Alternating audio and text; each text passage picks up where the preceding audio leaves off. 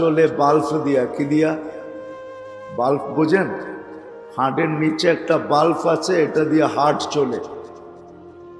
এখন ডাক্তারের যুক্তি মেনে নিলাম আমি যে হার্ট চলে বাল্ব দিয়া। এখন যদি ডাক্তারকে প্রশ্ন করি বাল্ব চলে কি দিয়া,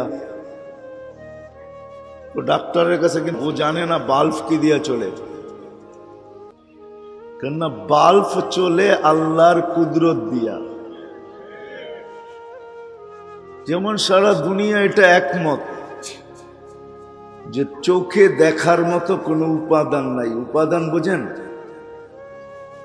চোখে দেখার মতো কোনো উপাদান নাই, কোনো উপাদান নাই। বিজ্ঞান আজ পর্যন্ত পায় নাই যে চোখ দেখে তো দেখে কি দিয়া। উপাদান নাই, এখানে কোনো উপাদান নাই।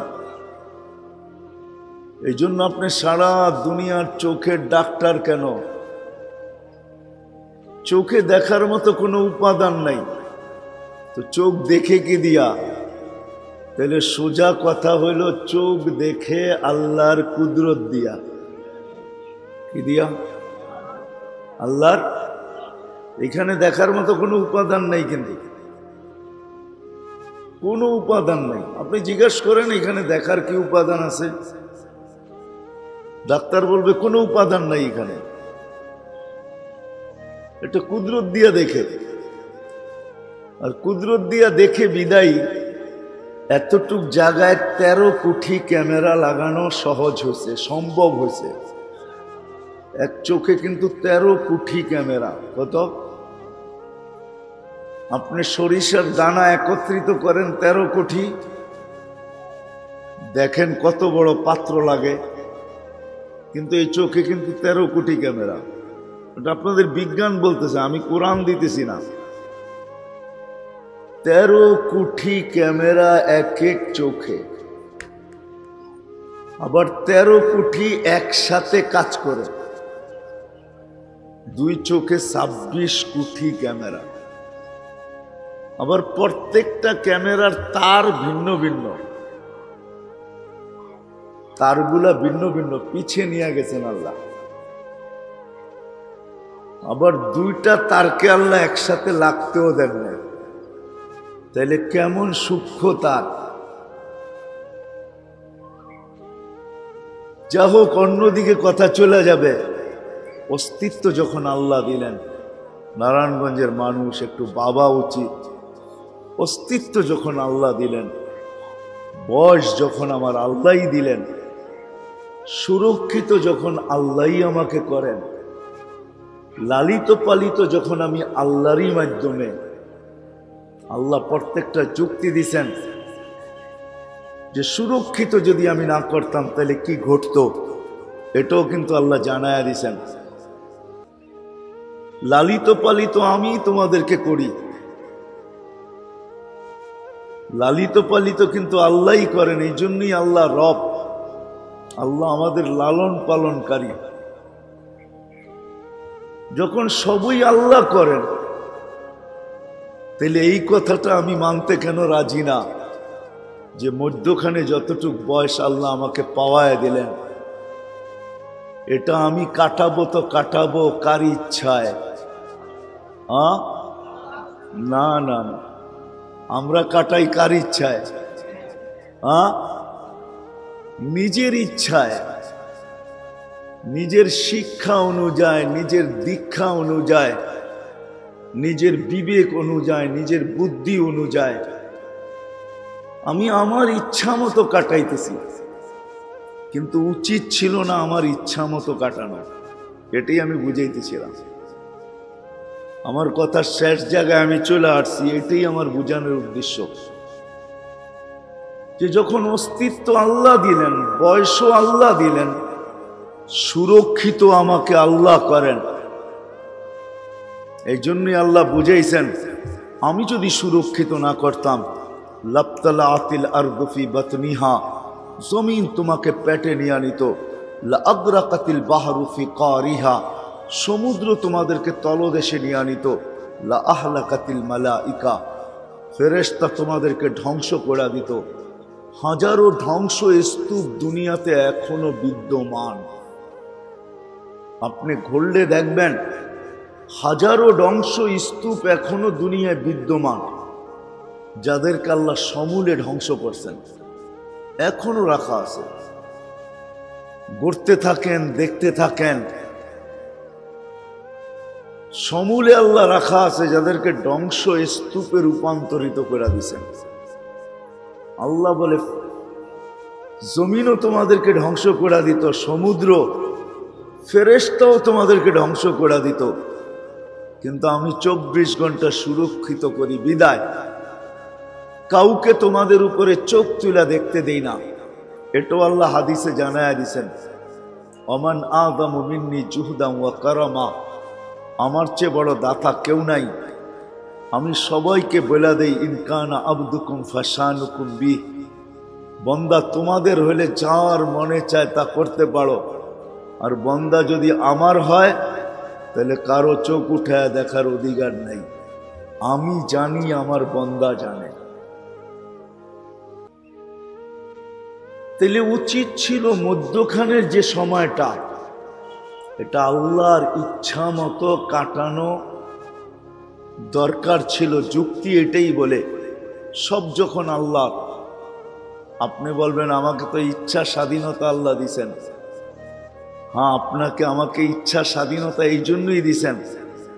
ইচ্ছা স্বাধীনতা যদি আপনাকে আমাকে না দিতেন তাহলে পরীক্ষা হইতো না। পরীক্ষা তো এটাই যে আপনাকে ইচ্ছা স্বাধীনতা দিয়ে আল্লাহ দেখতেছেন, যেটা আল্লাহ আরেক জায়গায় বোঝাইছেন, নাযিরুন কাইফা তা'মালুন। আল্লাহ বলে আমি তাকায় তাকায় দেখতেছি, তুই করিস তো করিস কি করিস সেটা আমি দেখতেছি। তুই ইচ্ছা স্বাধীনতা দেওয়ার পরে তুই করিস কি এটা আমি দেখতেছি। তুই ভাবতেছি আমার ইচ্ছা স্বাধীনতা, নাইলে তো এই স্লোগান কোনোদিন আসতো না, আমার জীবন আমি কাটাবো, যেমন খুশি তেমন কাটাবো। ঠিক না? হ্যাঁ, স্লোগান আছে না নাই? আমার জীবন আমি কাটাবো যেমন খুশি। হ্যাঁ, জীবনটা কি ও অর্জন করছে না আল্লাহ দিছে? থিওরিটা কি ঠিক না ভুল? আপনাদের বিবেক কি বলে? থিওরিটা ঠিক? হ্যাঁ, জীবনটা আমার ভিতরে কে বইরা দিছে? হ্যাঁ, যদি না বইরা দিতেন করার কি ছিল? কিছু ছিল? হ্যাঁ হ্যাঁ হ্যাঁ, উনি যেরকম বললেন জীবনটা আমার যেমন খুশি তেমন কাটাবো, তাহলে আরেকটা প্রবাদ বাক্য আছে। আরেকটা প্রবাদ বাক্য কি আছে? নদীর এপার ভাঙ্গে ওপার গড়ে, এই তো নদীর খেলা। সকাল বেলার ধনীরে তুই, এটা কে করে? কে? সত্য তো না মিথ্যা? আবার উল্টাটাও আছে, সকাল বেলার ফকির রে তুই ধনী সন্ধ্যা বেলা, এটাও তো হয় না? এটা কে করে? আপনাদের কাছে কোনো যুক্তি প্রমাণ আছে আল্লাহ করে? হ্যাঁ আছে, আমি প্রমাণ দিতেছি। কুরআন বলে আগনা ওয়া আফকার, আল্লাহ বলে আমি ইচ্ছা করলে তোকে খাড়ার উপরে ফকির বানায় দিতে পারি। আবার যদি ইচ্ছা করি তো রাত কোটিপতি বানাইতে পারি। কত বাড়ির মালিকই তো পাওয়া যাবে নারায়ণগঞ্জে, বাড়ির মালিক ছিল এখন বাড়াটিয়া। ঠিক না? না নাই? সত্য বলতেছি না মিথ্যা? কত বাড়ির মালিকই তো আছে এখন কি? হ্যাঁ, কি বলেন? কত জমির মালিকই তো আছে এখন জমিহীন, ভূমিহীন হয়ে গেছে। ভূমি না নাই? হ্যাঁ, সত্য। আবার কত বাড়াইতেই তো আছে এখন বাড়ির জমিদার। ঠিক না? না নাই? কি বলেন? আছে না? বারাটিয়া ছিল, এখন কি? এখন জমিদার কোন না বাড়িওয়ালা কোন? কেন জমিদার? ঠিক না? হ্যাঁ, যদিও 6 তলা বাড়ি, এটাও তো একটা জমির উপরে, ঠিক না? সে এটার মালিক না। কেন জমিদার বলতে আপনার ভুল, অসুবিধা কোথায়? জমিদার বলেন, ঠিক না? কি কত বাড়াইটিই তো আছে, এরমও পাওয়া যাবে। যার বাড়িতে বাড়া ছিল তার বাড়ি কিনেই জমিদার, আর ওই বাড়িওয়ালাই এখন ওই জমিদারের কাছে বাড়াটিয়া, এরকম তো আছে। হ্যাঁ আছে। এখনকার বাড়িওয়ালা যখন আগের বাড়িওয়ালাকে দেখে তো মুস্কি মুস্কি হাসে। ওরে যদি জিজ্ঞাসা করা হয় তুই হাসিস কেন, কয় সবার সামনে বলা যাবে না। কখন বলা যাবে? একটু দূরে চলেন বলি। হাসলাম এই জন্য যে আল্লাহ কিনা পারে, এই বাড়ির মালিক উনি ছিল, আমি বাড়াটিয়া ছিলাম, এখন আমি মালিক, উনি বাড়াটিয়া, এই জন্য হাসি যে আল্লাহ কিনা পারে। তো প্রবাদ বাক্য তো দুটোই আছে, ঠিক না? আপনি প্রবাদ বাক্য কি দিতেছেন? আমার জীবন আমি কাটাবো যেমন খুশি তেমন কাটাবো।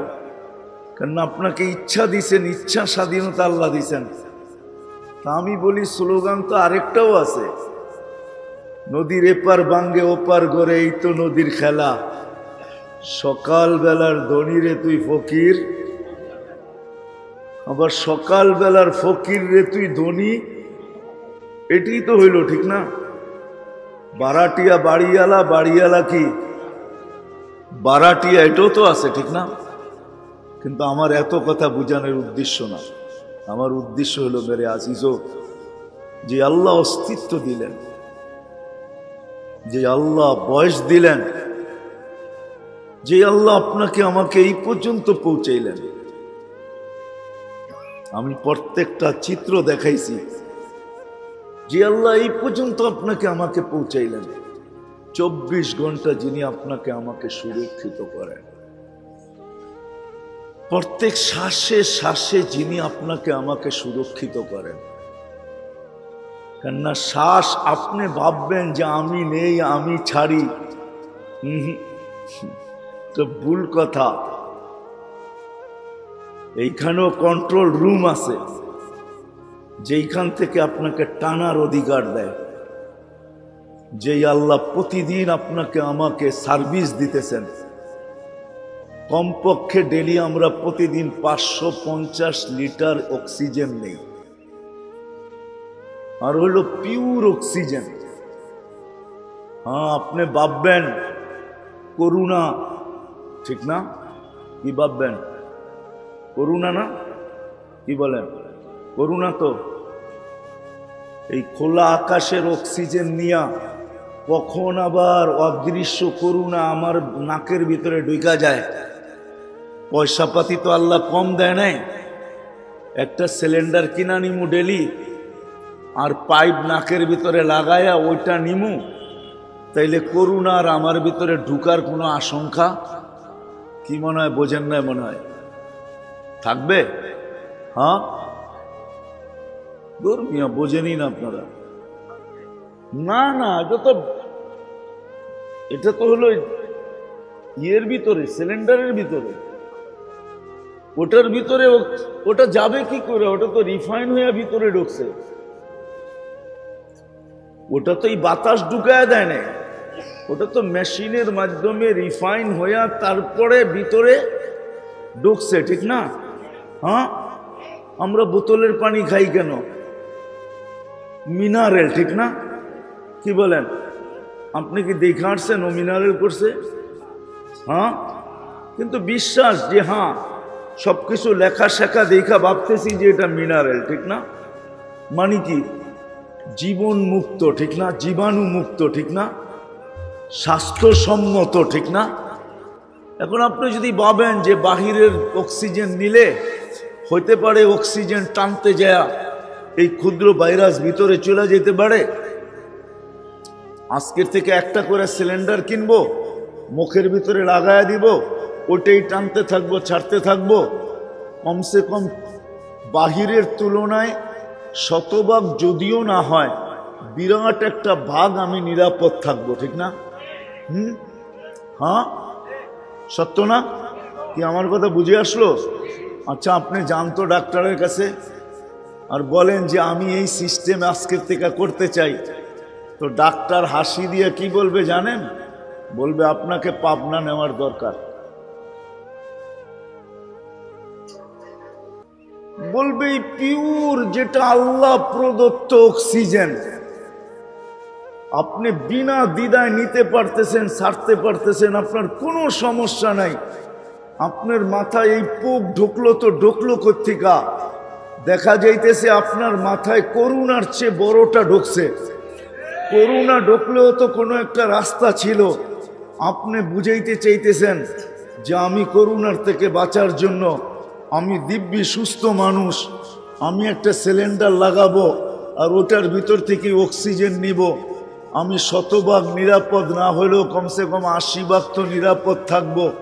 এই ভাবনা ভাইবা যদি আপনি সিলিন্ডার লাগায় পিঠের ভিতরে নিয়ে সারাদিন ঘুরতে থাকেন, আর মানুষ যদি জিজ্ঞেস করে আপনার এই দুরবস্থা কেন, আর আপনি যদি যুক্তি তর্ক বিদ্যা বুদ্ধি দিয়া বললেন যে ওয়েদারটা বিলকুল খোলা, সব মানুষ সতর্ক না, কেউ মাস্ক মুক্স পরে না, এইখানে অসুস্থ আছে সুস্থ আছে, কার নাকের থেকে কার ভিতর থেকে কখন করুণা বাহির হইয়া ওয়েদারে যায়, আর আমি টানলে যদি এটা আমার ভিতরে চলে যায় আর আমি যদি আক্রান্ত হয়ে যাই, তো আপনার কথা যারাই শুনবে দূরের থেকে একজন আরেকজনের শুধু এমনি এমনি দেখাবে।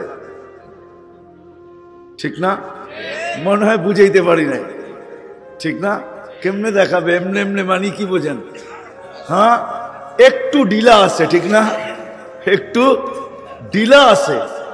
আপনি আর আমি ডেলি 550 লিটার পিওর অক্সিজেন নেই। যেই অক্সিজেন আপনি ওয়েদার থেকে নেন, এর চেয়ে কোয়ালিটি হিসাবে, গুণগত মান হিসাবে সিলিন্ডারের অক্সিজেন বহুত নিচে। যান ডাক্তারকে জিজ্ঞাসা করেন আমার কথা। এই অক্সিজেন যেটা আমরা এইখানে বসে নিতেছি, এটার থেকে গুণগত মানে সিলিন্ডারের ভিতরে যে অক্সিজেন আছে এটা গুণগত মানে বহুত নিচে, বহুত বহুত নিচে। ডেলি 550 লিটার অক্সিজেন নিতেছি। আমি জায়গায় চলে আসছি যেখানে যেটা আমি পয়েন্ট বুঝাইতে চাইতেছি। আসেন মেরে আজিজো, অস্তিত্ব যখন মেনা নিলাম যে আল্লাহ দিছেন, সুরক্ষিত আল্লাহ করেন, বয়সটাও আল্লাহর দেওয়া, এটাকে বাড়ানো যাবে না, কমানো যাবে না। মৌতের আগেও মরা, সময়ের আগেও মরা যাবে না, আর সময়কে পার করেও যাওয়া যাবে না। আজকে কেন আমি এই বিদ্যায় বিদ্বান হইলাম, এই থিওরি কেন আমি মাথার ভিতরে ঢুকাইলাম যে মধ্যখানের যে সময়টা, এটা আমি আমার স্বাধীনতা মতো কাটাবো, আমি আমার ইচ্ছা মতো কাটাবো। না না না না, এটা বড় ভুল। আপনি আপনার ইচ্ছা মতো না, যুক্তি তর্কতে এটাই বোঝা যায়। দুটা যখন আমি মেনা নিলাম, তো তিনটাও আমার মানা উচিত। আর এই জন্য উচিত হাজারো লক্ষ কোটি প্রাণীর মতো আপনি আর আমি একটা প্রাণী না, আপনি আর আমি ভিন্ন প্রাণী। কেননা সমগ্র প্রাণীকে আল্লাহ অস্তিত্ব দিছেন একটা শব্দ দিয়া, কুম দিয়া। আপনাকে আমাকে অস্তিত্ব দিছেন কুদরতি হাত দিয়া। কোনো সৃষ্টির আল্লাহ বিনিময়ে রাখেন নাই। সমগ্র সৃষ্টি যদিও গুণগান গায়, কোনো বিনিময় নাই, কিন্তু আপনার আমার জীবনের বিনিময় আছে। আপনার আমার জীবনের বিনিময় আছে, কোনো সৃষ্টির বিনিময় নাই, কোনো সৃষ্টির ভোগ অধিকার নাই। আপনাকে আমাকে আল্লাহ ভোগ অধিকার দিছেন। আমরা সবাই ভোক্তা। সমগ্র সৃষ্টি আপনার অধীন, কোনো সৃষ্টির অধীন আপনি আর আমি না, সমগ্র সৃষ্টি আমাদের অধীন। আমি কোরআনের আয়াত দিতেছি না, তর্জমা দিতেছি। আল্লাহ নিজেই বলছেন দুনিয়া আমাদের জন্য তৈরি। হুয়াল্লাযী খালাকা লাকুম মা ফিল আরদি জামিয়া। কোরআন বুঝাইতে চাইতেছে মানুষ, জমিনের সব কিছু তোমার জন্য তৈরি। হুয়াল্লাযী খালাকা লাকুম মা ফিল আরদি জামিয়া। আল্লাহ বলতেছে সব তোমার জন্য তৈরি করছি, তুমি না হইলে আমি কিচ্ছু তৈরি করতাম না। কিচ্ছুর অস্তিত্ব হইতো না, সব তোমার জন্য তৈরি। জমিনের সব আমার জন্য তৈরি, দুনিয়াটাও আমার জন্য। আর দুনিয়া খুলিকনা লাকুম, দুনিয়াও আমাদের জন্য, আবার আখিরাতও আমাদের জন্য। যেটা দেখা যায় না ওটাও আমাদের জন্য। বিদায় আসেন, আসেন এই কথার থেকে বাহির হয়ে আসি। কেননা আপনার আমার কপালেই প্রতিদান লেখা, দুটার যেই কোনো একটা লেখা। হয়তো চির শান্তি, না হয় চির অশান্তি। হয় বড় বড় প্রতিদান, না হয় বড় বড় শাস্তি। আর কোনো সৃষ্টির জন্য এটা লেখা নাই। ফেরেশতা জাহান্নামে যাবে না, কোনো সৃষ্টি জাহান্নামে বা জান্নাতে যাবে না। আল্লাহ জানায়া দিছেন, ইন্ধন আমি বানাবো তো বানাবো কাকে? উকুদুহান নাস। আল্লাহ শুনায়া দিছেন, মানুষ তোকেই ইন্ধন বানাবো আমি, তুই ইন্ধন হবি জাহান্নামে, তোকেই আমি বিনিময় দিব। আল্লাহ এটাও জানায়া দিছেন, জান্নাতুল ফিরদাউসি নুজুলা। আল্লাহ এটাও জানায়া দিছেন, জান্নাতের ভিতরে তোমাকে আমি ঢুকাবো। যেমন দোজখের ইন্ধন, এমন জান্নাতের বাসিন্দা তুমি। বিদায় অস্তিত্বটাও আল্লাহর দেওয়া, বয়সটাও আল্লাহর দেওয়া, সুরক্ষিত করেন আল্লাহ। যখন দুটোটা মাইনা নিলাম, সব আল্লাহ দিতেছেন। 24 ঘন্টা আমাদেরকে পরিচালিত করতেছেন আল্লাহ। যদি আল্লাহ পরিচালিত না করতেন, আপনার আমার ভিতরে কেউ যুক্তি তর্ক দিয়ে বুঝাইতে পারবে না। আমি আপনাদেরকে প্রথমেই দুটা দেখাইলাম, তিনটা দেখাইতেছি। চোখে দেখার মতো কোনো উপাদান নাই, কানের ভিতরে শোনার মতো কোনো উপাদান নাই, বাকশক্তির জিহ্বার ভিতরে বলার মতো কোনো উপাদান নাই। কোনো বুবা জিহ্বাহীন আসে না। যত বধির দুনিয়াতে আসে সবারই জিহ্বা আছে। তাকাইলে দেখবেন অনেক বধিরের জিহ্বা আপনার চেয়ে বড়ও আছে। জিহ্বা যদি থাকলেই বলতে পারে, তাহলে বধির কেন বলে না? কোন বধির কান ছাড়া আসছে, আর কোন বধিরের কানে ছিদ্র নাই? বলেন, ছিদ্র নাই? হ্যাঁ, দেখছেন না? না দেখেই বলতেছেন? দেখা বলছেন? কানও আছে? হ্যাঁ, তাহলে কানও আছে, ছিদ্রও আছে, ও শুনে না কেন? কানও আছে, আবার কি ছিদ্র, কিন্তু জিহ্বাও আছে, গলার ভিতরে পাইপও আছে। পাইপ আছে না? নইলে খায় পান করে কি করে, ঠিক না? তো বলে না কেন? এইখানে শোনার কোনো উপাদান নাই। উনি শোনায় না তো শোনে না, উনি শোনায় না তো শোনে না, উনি বলায় না তো বলে। কুদরত ফিট নাই এখানে, কুদরতি কি বলে এটাকে, আরে পাংখার ভিতরে থাকে না, কুদরতি সার্কিট ফিট নাই, এই জন্য বলে না। সার্কিট বোঝেন তো? হ্যাঁ, আরে বোঝেন সার্কিট? পাংখার ভিতরে কিন্তু সার্কিট লাগানো থাকে। ক্যাপাসিটর সার্কিট বলেন, ক্যাপাসিটর বলেন। ক্যাপাসিটর তো গতিকে বাড়ায় কমায়, আর সার্কিট হলো বাতাসকে নিচে আনে আর উপরে নেয়। অনেক সময় পাংখার গতি সবকিছু ঠিক আছে, কিন্তু নিচে বাতাস নাই। বাতাস কি নাই? নিচে নাই, অথচ উপর দেওয়াল কাঁপায় ফেলতেছে বাতাসে। তো সবাই জিজ্ঞাসা করে, বাতাস উপরে কেন, নিচে নাই কেন?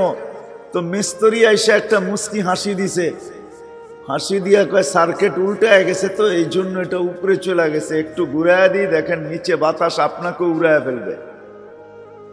তো আসলে এখানে সার্কিট কুদরত ফিট করে না, এই জন্য বলে না। জিহ্বা আছে, সব আছে। মানুষে বলে জিহ্বার পরে একটা ছোট জিহ্বার মতো আছে, ঠিক না? কয় বোবান নাকি এটা ছোট, বোবান নাকি এটা নাই। কিন্তু আমি অনেককে দেখছি হা করায়, ওটাও আছে, ওটাও, হ্যাঁ ওটাও আছে, ওটাও আছে, কিন্তু তারপরেও বলে না। বিদায় আসেন, শেষ জায়গায় চলে আসছি। জীবনটা যে কাটাবো, এটা নিজের ইচ্ছায় না, মালিকের ইচ্ছায়। এই জন্যই মালিক আমাদেরকে বিধান দিছেন যে তুমি এই ছোট্ট জীবনটা তোমার ইচ্ছায় কাটায়ও না। যদি তোমার ইচ্ছায় কাটাইলে তো তুমি হারবে, যদি আমার ইচ্ছায় কাটাও তো তুমি জিতবে। যদি তোমার ইচ্ছায় কাটাইতে পারো তুমি, আজকে আল্লাহ বাধ্য করবে না, আল্লাহ বাধ্য করে না। যদি বাধ্য করতেন তাহলে মানুষ নাফরমানি করার কোনো সুযোগ পাইতো না, পাইতো? কি বলেন? আজান হইতো আর হাট বাজার বন্ধ হইতো না, এটা হইতো? দোকানপাট বন্ধ হইতো না, এটা হইতো? অফিস আদালত ছুটি হইতো না, এটা কি হইতো? মিল ফ্যাক্টরি চলমান থাকবে, এটা কি হইতো? রোড ঘাট চলমান থাকবে, এটা কি হইতো? হইতো না, কোনোদিন সম্ভব ছিল না।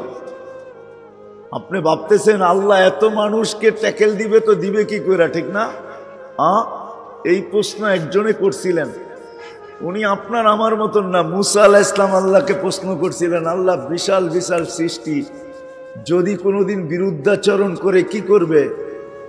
তো আল্লাহ বলছিল, মুসা ইন্নী খালাকতু মালাইকাতান, একজন ফেরেশতা বানায়া রাখছি, আমারতুহু আইয়াকুলাস সামাওয়াতি ওয়াল আরদ ওয়া মা ফিহিন্না, সমগ্র সৃষ্টিকে যদি খাইতে বলি লা আকালা বিলুকমা, এক লোকমা বানায়া খায়া ফেলবো, এক লোকমা। এখন যদি আপনি প্রশ্ন করেন, আচ্ছা যে লোকমা বানায়া খাবে ওই যদি বিরোধিতা করে তাহলে কি করবেন? কি বলেন? প্রশ্ন আসে না, আসে না? মনে হয় বুঝাইতে পারি নাই। মুসা আলাইহিস সালামকে তো আল্লাহ জবাব দিছেন, একজন বানায়া রাখছি, ওকে হুকুম দিব সব এক লোকমা খায়া ফেলবে। আমি যদি আল্লাহকে প্রশ্ন করি, আল্লাহ যে লোকমা বানায়া খাবে ওই যদি বিরোধিতা করে কি করবেন? ঠিক না?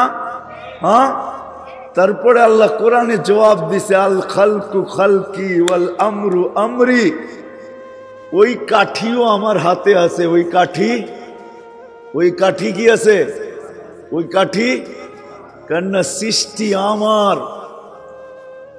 অধীনস্থ, মুঠে আমার, সব আমার কুদরতি কি মুঠের ভিতরে, মুঠের, ওটাও আমার মুঠে আছে। তো এই জন্য আসেন, প্রতিনিয়ত আমরা চলি তো নিজের ইচ্ছা মতো চলি। নারী বলেন, পুরুষ বলেন, যুবক বলেন, বৃদ্ধ বলেন, ধনী বলেন, গরিব বলেন, শহর বলেন, গ্রাম বলেন, হাটের বলেন, বাজারের বলেন, ক্ষেতের বলেন, খামারের বলেন, অফিসের বলেন, আদালতের বলেন, রোডে বলেন, ঘাটে বলেন, আমরা সবাই নিজ ইচ্ছা মতো চলতেছি। ও মেরে দোস্ত, না না না না, আল্লাহ এটাই বুঝাইতে চাইতেছেন নবীদের মাধ্যমে, ও যুবক তুমি তোমার ইচ্ছা মতো চলো না। যদি ইচ্ছা মতো চলো, চলতে পারো, কিন্তু বেশি দিন তোমাকে আমি চলতে দিব না। এই জন্য অনেক দিন পরে মনে উঠলো, এই জন্য আমি আপনাদেরকে শুনাইতেছি। যুবক যখন খোদাদ্রোহী হয় তা আল্লাহ তাকে দুনিয়াতে কয়েকটা শাস্তি দেন। সর্বপ্রথম শাস্তি যেটা দেন, অল্প বয়সে সে যৌবন হারায়। কি? অল্প বয়সে, অল্প বয়সে। আচ্ছা বলেন, কোন নামাজিকে, 5 ওয়াক্ত নামাজিকে অ্যাডিক্টেড দেখছেন আপনি? অ্যাডিক্টেড বুঝেন তো? নিশাগ্রস্ত, মাদক দ্রব্য সেবন করে? না, আপনি পাবেন না। যে দিনদার, 5 ওয়াক্ত নামাজি, আল্লাহ আল্লাহ রসুলকে মানে। আচ্ছা চলেন, আমাদের দেশের মতো মাদ্রাসার বা আলেম ওলামা, মাদ্রাসার তোলাবা দুনিয়াতে কোথাও নাই। আমাদের দেশে এতটুকু বাড়তেছে যে এখন আমাদেরই মাথা ব্যথা শুরু হয়ে গেছে যে এগুলাকে কি করে কমানো যায়, ঠিক না? কি, যেমন মশা বাইরে গেলে কি, আগেরটা আপনারাই বলেন, কি করে স্প্রে করে না? তো এতটুকু দিনদার আলহামদুলিল্লাহ আমাদের দেশে মসজিদ, মাদ্রাসা, হেফজোখানা, আলেম ওলামা, তুলাবা, তাবলিগ, বহুত ইউনিভার্সিটিতে আপনি যান। আপনি শুক্রবার দিন চলে যান ময়মনসিংহ এগ্রিকালচার ইউনিভার্সিটিতে, আপনার মনে হবে যে পুরো একটা মাদ্রাসায় আসছি, এইটা মনে হয় ইউনিভার্সিটি না, অথচ এশিয়ার ভিতরে সবচেয়ে বড় এগ্রিকালচার ইউনিভার্সিটি। সারা দুনিয়ার ছাত্র আছে এখানে, কিন্তু আপনি ঢুকলে মনে হবে মাদ্রাসায় আসছেন, ঠিক না? কি বলেন? আজ পর্যন্ত কোনো আলেম ওলামা মাদ্রাসার তোলাবাকে আপনি অ্যাডিক্টেড দেখছেন? একজন বাহির করতে পারবেন কি? পারবেন না।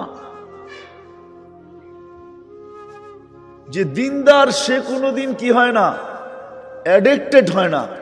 আর যারা অ্যাডিক্টেড হয় অল্প কয়েকদিনের ভিতরে যৌবন হারায় ফেলে। সত্য তো? কি বলেন? এই জন্যই তো মাদকের বিরুদ্ধে যুদ্ধ। কেন?